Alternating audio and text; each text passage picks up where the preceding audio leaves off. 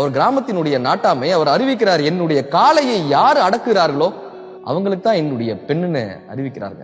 அந்த கிராமத்தில் இருக்கக்கூடிய அத்தனை வீரர்களும் அங்க களத்துல இறங்குறாங்க.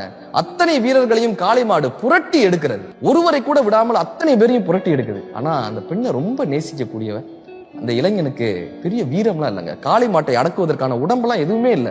அவனுக்கு இருக்கக்கூடிய ஒரே சக்தி காதலின் சக்தி மட்டும்தான்.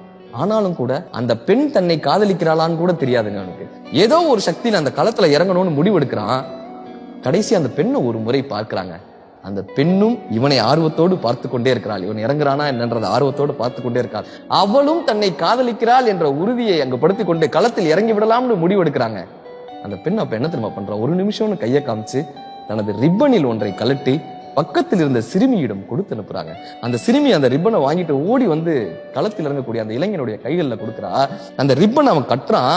கைகளில் கட்டும் பொழுதே அந்த ரிப்பனில் இருந்து ஒரு வாசம் வருது. களத்தில் இறங்குறான். காளை மாடு இவனை நோக்கி வருது. இவன் கைகளின் மூலமாக அந்த காளை மாட்டை தடுக்கிறான்.